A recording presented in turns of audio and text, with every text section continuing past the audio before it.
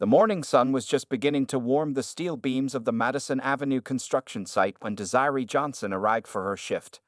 At 32 years old, she stood out among her coworkers, not just as one of the few women on the crew, but as the only black woman on the entire construction team. She pulled her thick, curly hair into a tight bun before securing her yellow hard hat and adjusting her tool belt. "Morning, Johnson," called her supervisor, Marco. "We need those support beams checked on the third floor today." Desiree nodded and made her way to the temporary elevator. She had been working construction for 7 years now, following in her father's footsteps. The job paid well, and she needed the money to support herself and help her grandmother who was raising her 10-year-old son while Desiree worked long hours. As the elevator creaked upward, Desiree thought about the photo of her son Jamie she kept in her wallet. She missed so many of his school events because of work, but the sacrifice was necessary. Her mother had passed away 3 years ago, and Desiree never knew much about her mother's side of the family. There were rumors of relatives in the city, but her mother rarely spoke about them. By 9:30 a.m., Desiree was working on the third floor, checking the support beams as instructed. The spring air was cool but pleasant at this height, and she could see the busy street below. People hurried past, businessmen and women with coffee cups, delivery drivers, and tourists looking up at the tall buildings. It was a normal Thursday in the city. Then something caught her eye. A small crowd was gathering on the sidewalk directly below her position. At first, she thought it might be a street performer, but the worried voices carried upward. Someone was in trouble. Desiree leaned over the safety railing and saw a police officer lying on the ground. He wasn't moving. The people around him looked confused and scared, some with phones out, presumably calling for help. "Hey, someone's down there." She called to her coworkers, but they were operating loud equipment and couldn't hear her. Without hesitation, Desiree ran to the scaffold elevator. Her heart pounded as she waited for it to descend. Her father always said, "When someone needs help, you help. No questions asked." When the elevator finally reached the ground, Desiree pushed through the growing crowd. "Let me through," she called. "I know first aid." The man on the ground was an older police officer with graying hair at his temples. His face was ashen, and his police captain's uniform made him stand out among the crowd. Desiree knelt beside him and checked for a pulse. It was there, but weak and irregular. "Has anyone called 911? She asked loudly. "Yes, they're on their way," someone answered. Suddenly, the officer stopped breathing. Desiree's training kicked in immediately. All construction workers were required to learn CPR, and she had renewed her certification just 2 months ago. She positioned her hands on his chest and began compressions, counting under her breath. "Come on," she whispered. "Stay with us." The crowd backed away, giving her space. A woman nearby cried softly. The sound of distant sirens grew louder, but Desiree focused only on the rhythm of the compressions. She didn't know this man. She had no idea that the police captain whose life she was fighting to save was connected to her in ways she couldn't imagine. All she knew was that someone needed help, and she was there to give it. The sirens grew louder as Desiree continued CPR, unaware that this moment would change her life forever. Police Captain Marcus Wilson had started his day like any other. He woke up at 5:30 a.m. in his small but neat apartment on the east side of the city. At 58 years old, his body no longer allowed him to sleep in, even on his days off. Not that he took many days off anyway. He made his coffee strong and black, just as he had for the past 30 years on the force. The apartment was quiet, too quiet sometimes. Photos of his police academy graduation and various ceremonies lined the walls, but there were no family pictures. That part of his life had been closed off long ago. "Another day," he said to himself, straightening his captain's uniform and pinning on the badge that had become such a part of his identity. As he locked his apartment door, Mrs. Ramirez from across the hall greeted him. "Good morning, Captain. Another beautiful day to keep us safe," she said with a warm smile. "That's the plan, Mrs. Ramirez," he replied, giving her a small nod. The walk to the 14th precinct was his daily exercise. Doctors had been telling him to take better care of his health, but Marcus always claimed he didn't have time for the gym. The 15-block walk to work was his compromise. Today, he stopped at Joe's coffee shop as usual. The bell jingled as he entered, and Joe looked up from behind the counter. "Captain, the usual?" Joe asked, already reaching for a cup. "You know it," Marcus replied. While waiting, Marcus noticed a newspaper on the counter. The headline mentioned construction projects changing the city's skyline. His eyes lingered on a photo of workers on a high-rise building. Something about it made him think of his younger sister, Elaine. She had married a construction worker more than 30 years ago, against their parents' wishes. The family fight that followed was ugly. Words were said that couldn't be taken back. His parents had threatened to cut her out of their will if she went through with the marriage, and Marcus, the obedient son and young police officer, had sided with them. That was the last time he had spoken to Elaine. Years later, after their parents died, he had tried to find her. But by then she had moved away, and his pride had stopped him from trying harder. Sometimes he wondered if she had children, if he was an uncle. The thought brought a heaviness to his chest that he tried to ignore. "Here you go, Captain. Extra hot," Joe said, handing him the coffee. "Thanks, Joe. See you tomorrow." Back on the street, Marcus continued his walk to the precinct. He passed the new construction site on Madison Avenue, nodding to a few workers who were arriving for their shift. He never paid much attention to construction sites, though his brother-in-law, if he was still his brother-in-law, would have known all about the project. As he approached the halfway point of his journey, Marcus felt a strange tightness in his chest. At first, he ignored it, attributing it to the cold coffee and morning air. But within seconds, the pressure increased dramatically. A sharp pain shot down his left arm. "Not now," he muttered, recognizing the signs from the department's health seminars. He reached for his phone, but couldn't seem to make his fingers work properly. The sidewalk in front of him began to tilt strangely. People's faces blurred as they passed. The pain in his chest became unbearable. Marcus tried to call out for help, but no words came. His knees buckled beneath him, and the world went sideways as he collapsed on the cold concrete. His coffee cup shattered beside him, the dark liquid spreading like a stain. His last conscious thought was regret. Regret for the sister he had lost, for the family he never knew, for all the years wasted on pride and stubbornness. Then darkness claimed him, on a busy street corner, as strangers gathered around and a construction worker on the third floor noticed the commotion below. The paramedics were still 7 minutes away. For Captain Marcus Wilson, those 7 minutes might as well have been 7 years. Every second without oxygen damaged his heart and brain a little more. Desiree's hands pressed rhythmically against his chest, counting under her breath. 28, 29, 30. She tilted his head back, pinched his nose, and gave 2 rescue breaths before returning to compressions. "Does anyone know him?" she called out, not breaking her rhythm. A young officer who had been walking a beat nearby pushed through the crowd. "That's Captain Wilson. Oh my God, what happened?" "Looks like a heart attack," Desiree replied, sweat beginning to form on her forehead despite the cool morning. "He needs an AED. Is there one nearby?" The young officer looked panicked. "I don't. I'm not sure." "There's one in the bank across the street," someone shouted. "Go," Desiree ordered the officer, who immediately sprinted toward the bank. A construction worker from Desiree's team had come down to see what was happening. "Johnson, what are you doing? We need you upstairs." "Someone's dying, Mike." She snapped back, not stopping the compressions. "Call Marco and tell him where I am." The crowd had grown larger. Some people filmed with their phones while others looked on with concern. A businessman knelt down beside Desiree. "I'm a retired nurse. Need me to take over?" Desiree nodded gratefully. On 3. 1, 2, 3. They smoothly transitioned, and Desiree sat back on her heels, catching her breath. Her arms ached from the exertion. The young officer returned, running with the AED box. "Got it." Desiree took the device, her hands moving automatically as she remembered her training. She opened the box and pulled out the pads. "Everyone stand back," she commanded, her voice stronger than she felt. The retired nurse helped her tear open the captain's shirt, revealing a pale chest with a scar from some previous surgery.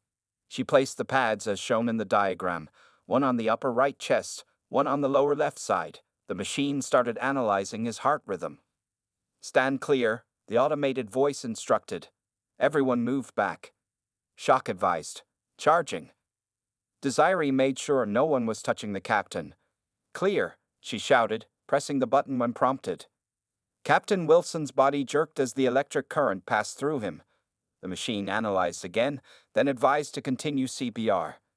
The retired nurse took over compressions while Desiree checked for a pulse. Nothing. In the distance, sirens wailed, getting closer. Desiree looked at the captain's face. There was something familiar about him, though she was certain they had never met. Perhaps he had patrolled her neighborhood at some point. "Come on," she whispered. "My son needs to see there are still good cops out there." After 2 minutes, the AED analyzed again. Shock advised. Charging. Once more, they cleared away and delivered the shock. This time, after the captain's body settled, Desiree felt a faint pulse beneath her fingers. "I've got a pulse," she announced, just as the ambulance pulled up to the curb. The paramedics jumped out, equipment in hand. They quickly took over, placing an oxygen mask over the captain's face and connecting him to their more advanced equipment. "You did CPR?" one paramedic asked Desiree. "Yes, and we used the AED, 2 shocks." The paramedic nodded. "You probably saved his life. Good job." They loaded Captain Wilson into the ambulance. As they prepared to leave, Desiree felt a strange pull, an unexpected connection to this stranger whose life she had just fought for. "Which hospital are you taking him to?" she asked. "Memorial," the paramedic replied, closing one of the doors. Desiree turned to her coworker. "Mike, tell Marco I had to leave. Family emergency." Before Mike could respond, Desiree was already walking quickly in the direction of Memorial Hospital, her hard hat still on her head, her construction vest bright against the morning crowd. Something told her she needed to know if this man would be okay. What she didn't know was that she was walking toward a truth that would change everything she thought she knew about her family. Memorial Hospital's emergency room was packed with the usual morning chaos. Nurses rushed between curtained areas, doctors called out orders, and the waiting room held people with varying degrees of concern on their faces. Desiree Johnson sat awkwardly in a plastic chair, still wearing her construction clothes. Her yellow hard hat rested on her lap, and her work boots left small dirt marks on the clean floor. She had called her grandmother from the hospital lobby to explain she wouldn't be at work and might be late coming home. "You did what?" her grandmother had exclaimed when Desiree explained. "Girl, you're something else. Just like your mama, always helping people." The comparison to her mother made Desiree smile sadly. 3 years wasn't enough time to heal that wound completely. "Do you even know this police officer?" her grandmother had asked. "No, but I just want to make sure he's okay." Now, 3 hours later, Desiree was still waiting. She had no right to patient information since she wasn't family, but she couldn't bring herself to leave. Not until she knew. A group of police officers had arrived about an hour after Desiree. They clustered together near the information desk, some still in uniform, others in plain clothes with badges clipped to their belts. They spoke in low voices, occasionally looking toward the emergency room doors. One of the officers, a woman with short gray hair, noticed Desiree and approached her. "Excuse me, aren't you the construction worker who helped Captain Wilson?" Desiree nodded. "Yes, ma'am." The officer extended her hand. "I'm Sergeant Rivera. I've worked with Marcus, Captain Wilson, for 15 years. What you did today was extraordinary." Desiree shook her hand. "I just did what anyone would do." Sergeant Rivera shook her head. "Not anyone. Most people freeze up in emergencies. The young officer who was there said you took charge immediately." She sat down next to Desiree. "You've been waiting all this time? Have they told you anything?" "No, I'm not family. They can't tell me anything." Sergeant Rivera scoffed. "Well, that's not right. Come with me." She led Desiree to the information desk and spoke briefly with the receptionist. After a quick phone call, the receptionist looked at Desiree with new respect. "The doctor will be out to speak with all of you shortly. You can wait in the family consultation room." She pointed to a small room off the main waiting area.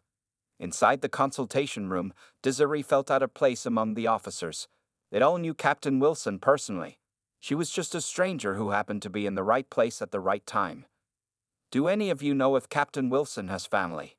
Sergeant Rivera asked the group. "I don't think so," said a young officer. "He never talks about family. Never mentions holidays or birthdays or anything." "That's not entirely true," said an older detective. "He mentioned a sister once, years ago. They had some kind of falling out, I think. He never got married, No kids that I know of. Desiree listened quietly, trying to imagine the life of this man she had helped save. It sounded lonely, much like her mother's life had been in many ways. The door opened, and a doctor in blue scrubs entered. Family of Captain Wilson. Sergeant Rivera stood. We're his police family. This is the woman who performed CPR and saved his life, she gestured to Desiree. The doctor's tired face broke into a smile. Then you're the person I really need to talk to. I'm Dr. Patel. He shook Desiree's hand firmly. Captain Wilson suffered a major heart attack. The blockage was severe. If you hadn't started CPR immediately and used that AED, he would have died before the ambulance arrived. Desiree felt a weight lift from her shoulders. So he's going to be okay? We've performed an emergency procedure to place stents in his coronary arteries. He's stable now and in recovery. The next 24 hours are critical, but thanks to your quick action, his chances are excellent. The officers in the room broke into applause, making Desiree blush. When can we see him? Sergeant Rivera asked. He'll be moved to the ICU soon. You can visit briefly, one at a time, once he's settled. Dr. Patel turned to Desiree. Would you like to visit him too? I'm sure he'd want to thank the person who saved his life. Desiree hesitated, then nodded. Yes, I would. Thank you. As the doctor left, Desiree checked her watch. She should get home to her son, but something kept her there. An invisible thread seemed to connect her to this stranger, and she couldn't bring herself to break it just yet. The intensive care unit was quieter than the rest of the hospital. The beeping of machines and soft footsteps of nurses replaced the chaos of the emergency room. Desiree followed a nurse down the hallway, still in her work clothes. She had been the last person allowed to visit, after all the officers had taken their turns. He's awake, but very tired, the nurse explained. Try not to excite him. 5 minutes only. Desiree nodded. I understand. The nurse stopped at a room with the number 412 on the door. He knows you're coming. We told him you were the one who performed CPR. Taking a deep breath, Desiree entered the room. Captain Wilson lay in the hospital bed, looking smaller and more fragile than he had on the sidewalk. Tubes and wires connected him to various machines that monitored his vital signs. His skin was still pale, but no longer had the gray tone it had when she first knelt beside him on the sidewalk. Hello, she said softly, approaching the bed. I'm Desiree Johnson. Captain Wilson turned his head slightly. His eyes, deep brown and tired, studied her face. They tell me you saved my life, he said, his voice barely above a whisper. Desiree shrugged. I was just in the right place. Anyone with training would have done the same. But it wasn't anyone. It was you. He lifted his hand slightly, and Desiree moved closer, taking it gently. His grip was weak but warm. Thank you isn't enough, but it's all I have right now. It's more than enough, Desiree replied, smiling. How are you feeling? Like I got hit by a truck. He tried to laugh but winced instead. The doctor says I'll need to make some changes. Diet, exercise, stress management. That sounds familiar. My mother had heart problems too. She always promised to take better care of herself, but... Captain Wilson looked at her with interest, but she didn't. Desiree shook her head. No, she passed away 3 years ago. Another heart attack, but she was alone when it happened. She hadn't planned to share something so personal, but something about the captain made it feel natural. I'm sorry to hear that, he said, genuinely. After a moment he added, I live alone too. No family to speak of. The officers mentioned that. They seem like a good family, though. They care about you a lot. Captain Wilson nodded slightly. They're good people. Been my whole life for over 25 years. His eyes roamed over her construction clothes. You work on that building site? Yes, I'm a structural steel specialist. Been doing it for 7 years now. That's unusual for a woman, isn't it? Desiree smiled. Even more unusual for a black woman, but my father was in construction all his life. He taught me everything before he moved down south with his new wife. Captain Wilson studied her face again, a small wrinkle appearing between his eyebrows. You look familiar somehow. Have we met before? I don't think so. I would remember meeting a police captain. She laughed lightly. Maybe you've patrolled around my neighborhood? I live in Oakwood Heights with my grandmother and my son. Something flickered in Captain Wilson's eyes. Oakwood Heights? That's where my sis. He stopped suddenly, as if catching himself. Before Desiree could ask what he was about to say, the nurse returned. Time's up, I'm afraid. Captain Wilson needs his rest. Desiree nodded and gently released his hand. I should get home anyway. My son will be back from school soon. She reached into her pocket and pulled out an old receipt. Do you have a pen? She asked the nurse. After writing her phone number down, she placed the paper on Captain Wilson's bedside table. If you need anything, or just want to let me know how you're doing, give me a call. Captain Wilson nodded. I will. Thank you again, Desiree Johnson. As she turned to leave, Desiree noticed a small photo frame on the table that she hadn't seen before. One of the officers must have brought it from the captain's home. She couldn't see the picture clearly, but something about it caught her attention. Before she could look closer, the nurse was ushering her out. Walking down the hospital corridor, Desiree felt strangely emotional. Meeting Captain Wilson had affected her more than she expected. There was something about him, something she couldn't quite place, that felt important. 2 weeks passed before Desiree heard from Captain Wilson. She had returned to work the day after the incident, though her coworkers now treated her differently. Some called her a hero, while others seemed almost jealous of the attention she had received. A local newspaper had even published a small article about her actions, with a headline, "Construction Worker Saves Police Captain's Life." When her phone rang with an unknown number, Desiree was in her grandmother's kitchen, helping prepare Sunday dinner. Hello, she answered, balancing the phone between her ear and shoulder while peeling potatoes. Desiree, this is Marcus Wilson, the police captain you helped. Desiree smiled, putting down the potato peeler. Captain Wilson, how are you feeling? Better, thank you. They finally let me go home yesterday, though I'm not allowed back at work for another month. He sounded frustrated by this restriction. I was wondering if you might want to come visit sometime, I'd like to thank you properly.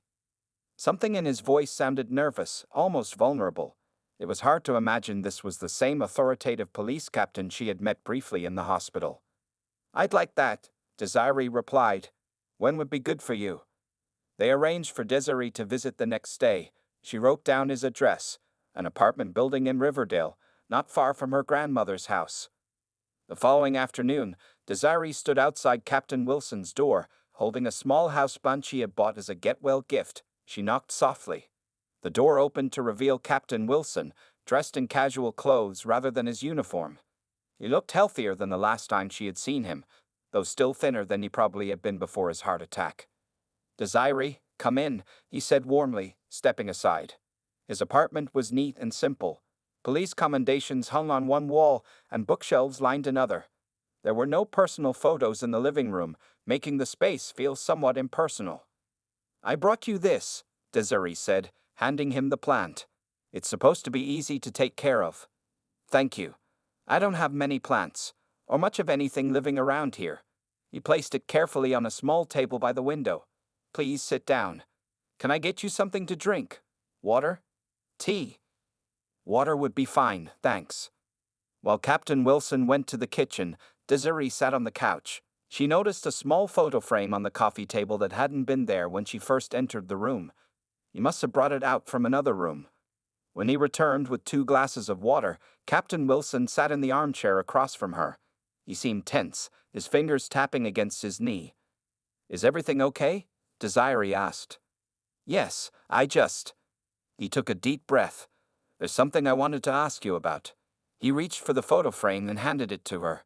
Do you recognize anyone in this picture? Desiree took the frame and looked at the old photograph inside. It showed a black family, a middle-aged couple with 2 children, a teenage boy and a younger girl. The photo looked like it had been taken in the 1980s, based on the clothes and hairstyles.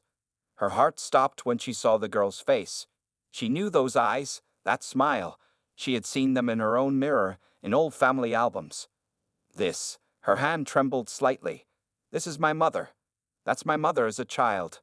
Captain Wilson's eyes filled with tears. I thought so. Your last name is Johnson, but your mother's maiden name was Wilson, wasn't it? Desiree looked up at him in shock. Yes, it was. How did you? The realization hit her suddenly as she looked back at the photo. at the teenage boy standing next to her mother, the boy who would grow up to become the man sitting across from her now. "You're her brother," she whispered. "You're my uncle." Captain Wilson. Marcus nodded, tears now running down his cheeks. "I lost touch with your mother over 30 years ago. A stupid family argument. By the time I tried to find her again, she had married and changed her name. I didn't know she had a daughter. I didn't know I had a niece." Desiree stared at the photograph, at the family she had never known existed. Her mother had rarely spoken about her past, and when she did, she never mentioned having a brother who was a police officer. "All these years," Desiree said softly, "you were here in the same city." "And you saved my life," Marcus added, "without even knowing who I was." The silence in Captain Wilson's apartment felt both heavy and fragile. Desiree stared at the photograph in her hands, tracing her finger over her mother's young face. Questions raced through her mind, colliding with emotions she couldn't name. "I don't understand," she finally said, looking up at the man she now knew was her uncle. "My mother never mentioned having a brother. Not once." Captain Wilson, Marcus, wiped his eyes with the back of his hand. "I'm not surprised. The way things ended between us. It was bad." "What happened?" Marcus reached for his glass of water, his hand slightly shaking. "Your mother, Elaine, met your father when she was 22. Thomas Johnson was his name, right?" Desiree nodded. "Yes." "He was a construction worker, just starting out. Our parents—" Marcus paused, seeming to search for the right words. "Our parents were very status conscious. Dad was a bank manager, Mom was a school principal. They had certain expectations for their children. And my father didn't meet those expectations," Desiree guessed. "No, they thought Elaine was throwing her life away. They wanted her to marry a professional, a doctor, lawyer, or someone like that." His eyes met Desiree's. "They also had issues with him being darker-skinned. They never said it directly, but it was there in their comments." Desiree felt a flash of anger. So they were prejudiced against their own people? "Colorism was very real in our family. I'm ashamed to say I didn't stand up to them at the time." He looked down at his hands. "When Elaine announced she was marrying Thomas anyway, they threatened to cut her out of their will." "And you took their side?" Desiree said, the pieces falling into place. Marcus nodded slowly. "I was 27, already a police officer. I thought I knew everything. I told Elaine she was being foolish and impulsive." His voice cracked. "The last thing she said to me was that she didn't need family who couldn't see love was more important than status." Desiree remembered her parents' marriage. How her father had always looked at her mother with such devotion, how they had supported each other through hard times. She was right. "I know that now," Marcus admitted. "After our parents died 10 years later, I tried to find her, but she and Thomas had moved, and I didn't know where. I hired a private investigator once, but he couldn't locate her. I assumed they had left the state." "We were here all along," Desiree said. "Just across the city. Mom and Dad bought a small house in Oakwood Heights when I was 5. After Dad moved south with his new wife, Mom kept living there until she passed away," Marcus finished quietly. "How did it happen?" Desiree set the photograph down carefully. "Heart attack, like yours. She had been having symptoms for weeks but ignored them. By the time she called for help, it was too late." She looked at him. "That's why I couldn't just walk away after helping you. I couldn't let someone else die that way if I could help it." Marcus reached across and took her hand. His grip was stronger now than it had been in the hospital. "You saved my life. My own niece. I still can't believe it." Desiree squeezed his hand. "I have a son, you know, Jamie. He's 10. You have a great nephew." A look of wonder crossed Marcus's face. "A great nephew. Do you have pictures?" Desiree pulled out her phone and showed him photos of Jamie, playing baseball, opening Christmas presents, grinning with a missing front tooth. "He has Elaine's smile," Marcus said softly. "And her eyes. That's what my grandmother always says." Desiree paused. "Speaking of Grandma Rosa, she's my father's mother. She's been helping me raise Jamie. Does she know about you?" Marcus shook his head. "Probably not. Your parents married quickly, and our families never met." "She'll want to meet you," Desiree said, surprising herself with how certain she felt about this. "Jamie, too. He doesn't have many male role models in his life since Dad left. I'd like that, Marcus replied, his voice thick with emotion. I've been alone for so long, I never thought I'd have family again. Desiree looked around the sparse apartment, seeing it differently now. Not just the home of a lonely police captain, but the dwelling of a man who had lost his family and never created a new one. A man who was her blood, her mother's brother. Well, she said, putting her phone away, you're not alone anymore. 3 months after the heart attack that nearly took his life, Captain Marcus Wilson stood in the doorway of his apartment, watching his great-nephew Jamie set up a video game on the television. The boy moved with the confident ease of a 10-year-old who knew technology far better than his elders. You sure you want to learn this game, Uncle Marcus? Jamie asked, glancing back with a grin that reminded Marcus so much of Elaine that it made his heart ache in a way that had nothing to do with his recent medical issues. I'm sure, Marcus replied, carrying a bowl of popcorn to the coffee table. I need to keep up with the times. Besides, the doctor says I need activities that keep my mind active during recovery. I don't think he meant video games, Desiree said, emerging from the kitchen with drinks. She had come straight from work, still wearing her construction company's logo on her t-shirt. Life had changed dramatically for all of them since that day when Desiree had looked at the old family photograph and discovered her mother's long-lost brother was the very man whose life she had saved. What had begun as an awkward reunion had quickly grown into something precious. Sunday dinner at Uncle Marcus's place had become a weekly tradition. Sometimes Grandma Rosa joined them, bringing her famous sweet potato pie and stories about Thomas Johnson that helped Marcus understand the man his sister had chosen over family expectations. Are you nervous about tomorrow? Desiree asked, sitting beside her uncle on the couch. Tomorrow was Marcus's first day back at the precinct, though only for desk duty. The heart attack had changed his perspective on many things, including his career. A little, he admitted. But I put in my retirement papers. 6 more months, and I'm done. Really? Desiree looked surprised. I thought you loved being a captain. I did. I do. Marcus watched as Jamie started the game, the colorful graphics filling the screen. But I've given 30 years to the force. I want to spend the next 30 with the family I just found. Desiree smiled, the resemblance to her mother striking in that moment. What will you do with all that free time? I've been thinking about that. Marcus had, in fact, been thinking about it every day during his recovery. I want to start a foundation in your mother's name. Something to help single parents and their children in Oakwood Heights. Desiree's eyes widened. Mom would have loved that. I have all this money saved and no one to leave it to. Now I have you and Jamie, but I want to do something meaningful too. Make up for lost time. The doorbell rang, interrupting their conversation. Jamie paused the game as Desiree went to answer it. She returned with Sergeant Rivera, who had become a regular visitor since learning about Marcus's newfound family. Sorry I'm late, Rivera said, handing Marcus a folder. I brought those retirement forms you asked for. All filled out, just need your signature. Thanks, Maria. Marcus introduced her to Jamie, who politely shook her hand before returning to his game, inviting them all to play. As the adults settled around the television, awkwardly holding game controllers while Jamie patiently explained the rules, Marcus felt a sense of peace he hadn't experienced in decades. On the wall behind them hung a new collection of photographs. The old family picture that had revealed the truth, recent photos of Desiree and Jamie, a group shot from Jamie's baseball game where Marcus had cheered from the stands, and a newspaper clipping with the headline, Officer Returns to Duty After Being Saved by Construction Worker Niece. The story had caught the attention of local media when the connection between rescuer and rescued was discovered. Desiree had used the spotlight to launch a program encouraging women to enter construction trades, while Marcus had started speaking at community events about heart health awareness. Uncle Marcus, it's your turn, Jamie called, bringing him back to the present moment.